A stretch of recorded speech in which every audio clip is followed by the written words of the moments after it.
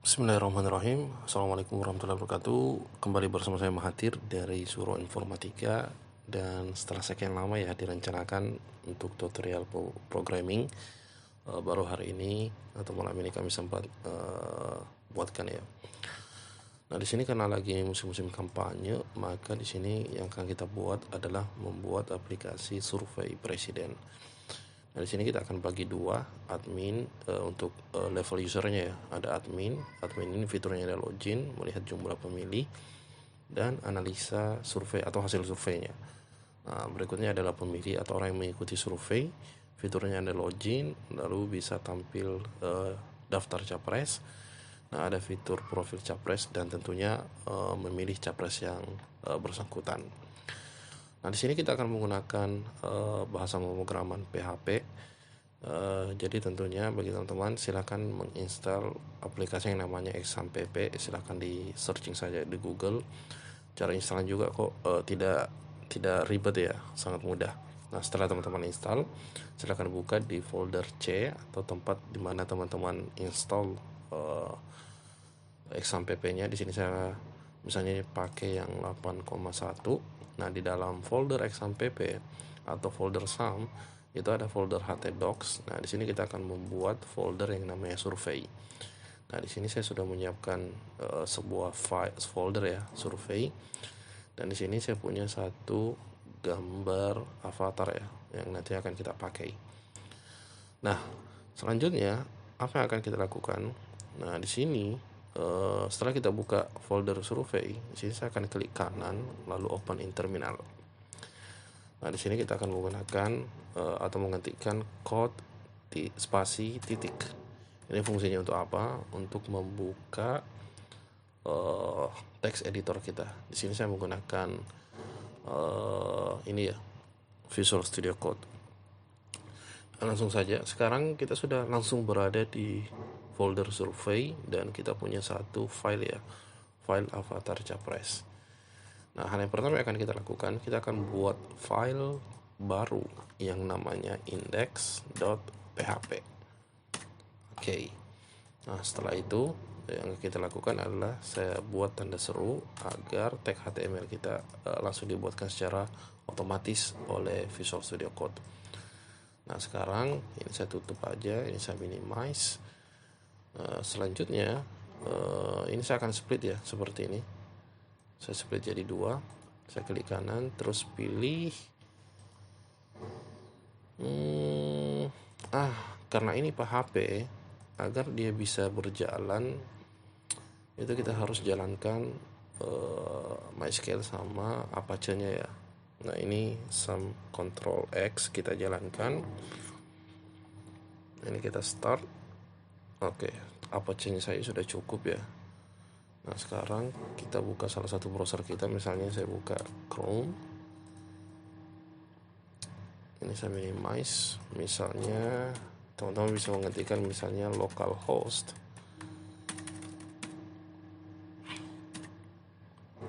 Tadi namanya apa? Survei ya. Survei. Kita enter. Oke, muncul seperti ini ya. Nah, kenapa tidak muncul apa-apa? Karena memang kita belum menuliskan sesuatu. Misalnya di dalam body saya tuliskan tes. Oke, ini sudah muncul ya. Nah, dokumen ini saya ganti menjadi misalnya survei app. Misal kita refresh. Oke, titelnya sudah berubah di atas. Nah, selanjutnya yang akan kita buat, anggaplah indeks ini adalah milik dari si karyawan ya, atau si pemilih, mohon maaf. Pemilih itu fiturnya apa saja kita bisa lihat. Kita mulai dari sini ya, tampil capres. Nah, dia bisa lihat profil capres dan tentunya dia bisa pilih. Nah, kita buka text editor lagi. Nah, hal yang pertama saya akan tampilkan capres dulu ya. Nah, yang pertama yang saya lakukan adalah saya buat div. Nah, di dalam div ini saya punya tag atau anchor. Ini adalah untuk link. Atau misalnya di sini saya buat sebuah form ya, langsung saja. Ini saya buat form yang metodenya adalah post. Nah, di sini apa yang saya akan lakukan? Di sini saya masukkan tag image ya. image ini misalnya kita punya satu gambar yang namanya capres.jpg. Oke, saya save, kita refresh. Oke, ini sudah muncul. Dan teman-teman sekalian, nah, atau yang ini saya simpan di dalam button ya, misalnya. Nah, buttonnya saya pilih submit. Nah, ini saya cut dulu, kita lihat. Saya paste, saya save. Oke. Nah, begini ya. Jadi kita punya elemen tombol. Tombol ini kita isi dengan capres ya, gambar capres. Nah, seperti ini. Tombolnya ini kita kasih nama. Name-nya apa? Ini supaya gampang dikenali ketika formnya kita submit. Nah, misalnya C1 atau capres 1 ya, biar singkat. Nah, selanjutnya apa yang kita lakukan? Yang kita lakukan selanjutnya, mungkin ini terlalu besar ya. Mungkin terlalu besar, makanya mungkin kita sedikit kasih style.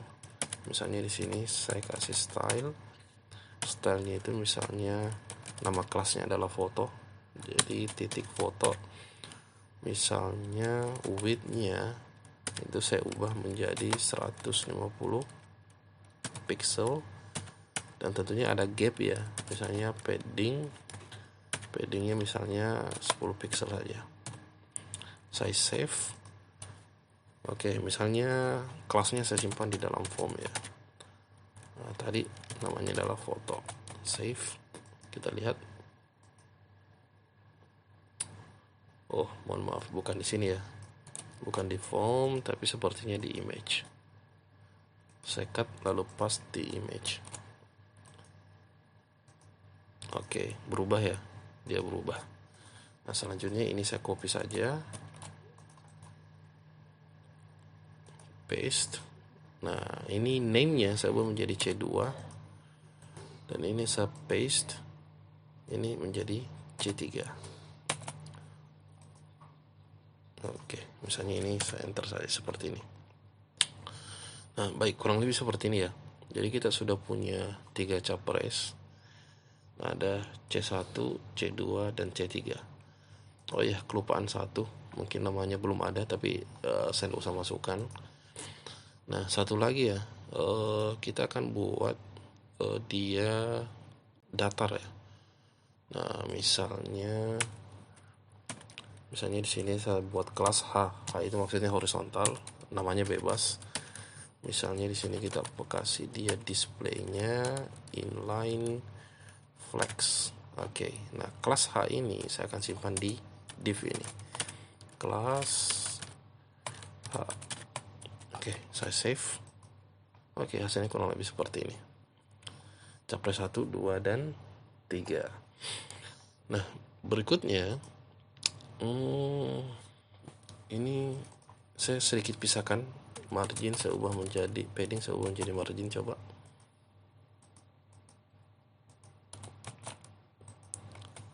Ctrl F5. Wah, tidak berubah ya. Ini berarti kita harus buat kelas baru lagi. Misalnya M itu maksudnya margin, saya singkat saja. Misalnya marginnya adalah 10 pixel. Oke. Nah, ini saya simpan di masing-masing form ya. Anggaplah ini masing-masing form. Oke, saya kasih kelas. Nama kelasnya tadi adalah M atau margin. Oke, sudah terpisah ya. Jadi kita punya 3 capres. Nah, selanjutnya atau mungkin dikasih nama ya. Coba deh kasih nama. Misalnya ada tag bold, namanya capres 1. Sorry. Oke, ini saya copy saja. C. Saya paste di sini. Sini capres 2. Oke, di dalam button saya paste lagi. Ini capres 3. Saya save. Kita refresh. Oke, masing-masing ada namanya ya. Karena fotonya nggak ada, takut dikira kampanye. Nah, selanjutnya kita mau pastikan dulu ini tombol berfungsi atau tidak ya. Nah, misalnya di bawah style saya buat tag PHP dulu. Nah, saya buat perumpamaan dulu ya. Kalau misalnya kalau tombol C1 ditekan ya, misalnya kalau tombol C1 ditekan, nah apa yang terjadi? Misalnya if is set, di sini saya pakai $post karena metodenya post. Sekarang nama tombolnya apa? Nama tombol submitnya ini adalah C1 ya. Kalau tombol C1 ditekan, nah selanjutnya apa yang kita lakukan? Misalnya kita echo capres 1 misalnya ya, kita akhiri dengan titik koma, saya save. Oke, kita tekan. Oke, capres 1 berhasil ya. Nah, sekarang kita mau ini misalnya kita ganti menjadi 2. Kita tes lagi, saya refresh. Tidak ada perubahan, capres 1. Kalau kita tekan capres 2, oke, kita tekan capres 2. Nah, sekarang capres 3. Ini saya save. Kita refresh, capres 3, oke, berhasil. Nah, sekarang kita akan mulai dari capres 1 dulu ya. Nanti kita tinggal gandakan saja. Nah, ini saya ganti. Sekarang kita buat function ya. Kalau capres 1 ditekan, maka ini akan masuk ya, masuk ke dalam database. Nah, sekarang yang kita lakukan, kita aktifkan, kita start juga MySQL-nya agar kita bisa membuat database. Nah, selanjutnya kita buka di sini PHP MyAdmin ya, localhost PHP MyAdmin. Ini fungsinya untuk apa? Ini untuk membuka panel database MySQL kita. Kita tunggu. Oke, berhasil. Ini saya perbesar dulu. Nah, sekarang saya refresh. Nah, ini kita tarik. Langsung saja ya. Di sana kita buat database baru. Nama database-nya adalah survey create. Oke, survei sudah dibuat database-nya. Selanjutnya kita buat tabel. Misalnya yang pertama kita buat adalah tabel hasil. Artinya setiap ketika surveyor atau pemilih memilih calon presiden mereka, maka database-nya akan masuk di sini di tabel hasil. Contoh ya. Nah, jumlah tabelnya, jumlah kolomnya ada berapa? Untuk sementara 4. Oke, kita create ya. Nah, sekarang di sini yang pertama itu kita pakai ID, tipenya integer atau angka. Nah, kita buat dia atau increment ya. Oke, selanjutnya misalnya siapa yang pilih. Nah, nama pemilih. Nah, terus misalnya yang kedua alamat pemilih. Nah, berikutnya terakhir adalah pilihan, dia pilih apa. Nah, nama pemilih saya pakai varchar, saya 255, alamatnya juga saya pakai varchar, saya pakai panjangnya 255. Nah, pilihannya misalnya di sini pakai integer saja atau angka ya, karena nanti hasilnya kalau bukan 1, 2, dan 3 saja. Oke, selesai. Ini saya save. Nah, oke, ini database-nya kita sudah punya, tabel hasil kita sudah punya, dan ini isinya kosong ya, isinya kosong. Nah, sekarang yang kita lakukan berikutnya adalah kita kembali ke codingan kita. Nah, kita lihat ya, kita akan membuat sebuah function. Ketika tombol C1 ditekan, maka dia akan masuk ke database ini. Oke. Nah, misalnya functionnya saya simpan di sini saja dulu. kita buat function. Ini masih amburadul ya, yang penting kita pahami bagaimana dia bekerja. Kalau mau yang lebih rapi, insya Allah semoga saya punya kesempatan berikutnya kita bisa buat yang lebih rapi. Misalnya nama kita tulis function, terus nama functionnya ya. Nah, kalau button C1 ditekan, maka apa yang terjadi? Nah, misalnya nama functionnya untuk yang ini. Nah, ketika tombol C1 ditekan, maka dia akan menjalankan fungsi C1 ya. C1 ini membawa parameter data. Nah, atau enggak usah ya, misalnya sebentar ini. Nah, selanjutnya apa yang kita lakukan? Nah, di sini selanjutnya misalnya nomor urut ya, saya buat variabel misalnya nomor NU ya, atau nomor urut. Nah, nomor urut ini karena dia nomor urut capres 1, ini saya isi dengan 1 lalu titik koma. Oke. Nah, ketika ini ditekan, apa yang terjadi? Nah, yang terjadi adalah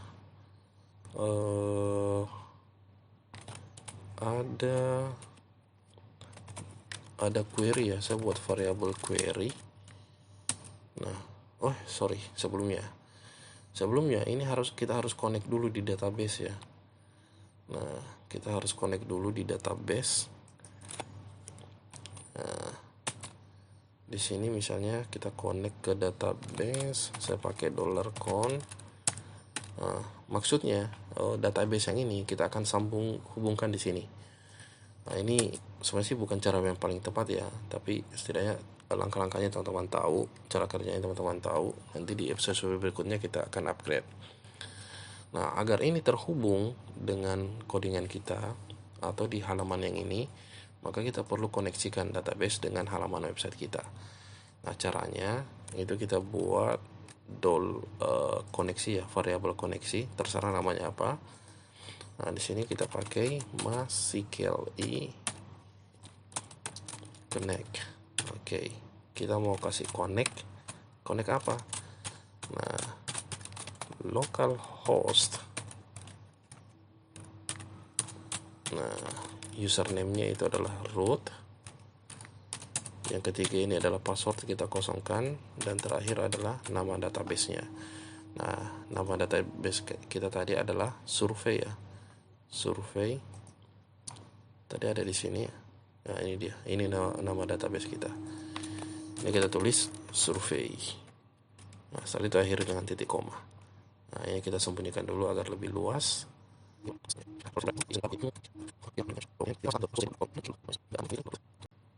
Sama ya.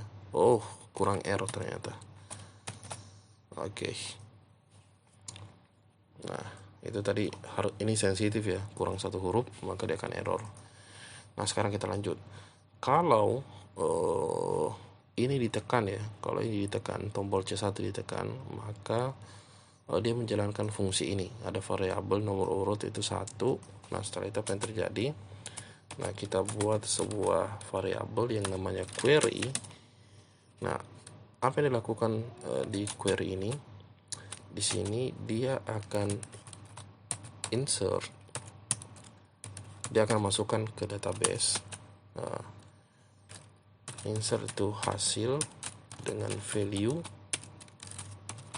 apa?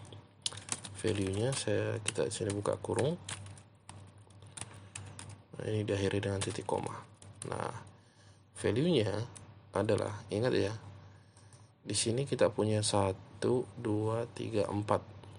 Nah, di sini kita punya 4, berarti ini untuk ID, ini untuk nama pemilih, dan ini untuk alamat pemilih atau kota pemilih ya.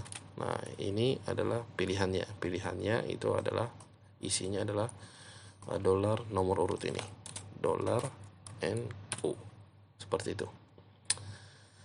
Nah, sekarang ini selanjutnya yang akan kita lakukan adalah memastikan di sini ada perubahannya. Nah, yang kita lakukan berikutnya adalah di koma. Selanjutnya di sini kita return dia dengan basically affected rows. Nah, di sini kita pakai parameternya koneksinya. Nah, sekarang kenapa dia seperti ini? Nah, ini kita sepertinya perlu menambahkan global ya. Global dollar koneksi. Coba kita save. Oke, dia sudah tidak error lagi. Nah, sekarang ini kita akan coba ya. Misalnya ini saya reverse dulu. Ini masih kosong ya database-nya. Ini juga saya refresh. Nah, selanjutnya apa yang kita lakukan? Kita klik tombol C1. Oke, saya sudah klik tadi. Nah, sekarang sudah masuk atau belum? Oh, belum ya. Nah, itu karena dia belum terpakai di sini. Nah, kalau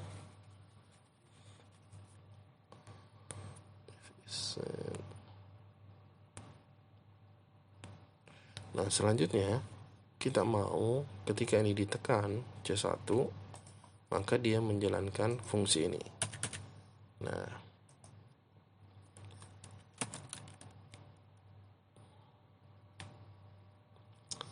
ini saya tambahkan lagi.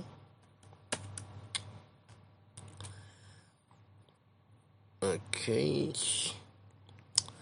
Kalau function C1 ya kan. Ini saya buka kurung. Itu dia berubah atau perubahannya lebih dari 0. Misalnya di sini kita pakai punyanya JavaScript ya. Script. Oh, sorry. Ini kita harus echo dulu. Dan ini kita simpan di sini. Oke. Titik koma. Nah, scriptnya apa? Misalnya muncul alert yang isinya adalah oke.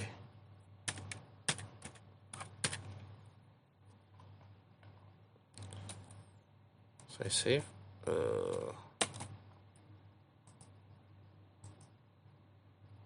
Oke, sudah berhasil ya. Coba kita refresh. Apakah sudah masuk atau belum? Nah, ini dia sudah masuk. Pilihannya nomor 1, nama pemilih belum ada karena kita belum buatkan fiturnya ya. Nah, sekarang selanjutnya kita menginginkan sekarang kalau tombol C2 ditekan ya. Kalau tombol C2 ditekan, nah ini saya copy saja C. Nah, sekarang C2. Oh, sorry. Ini kita buatkan else-nya dulu ya. Else-nya itu sama dengan ini. Kita copy saja. Paste. Gagal.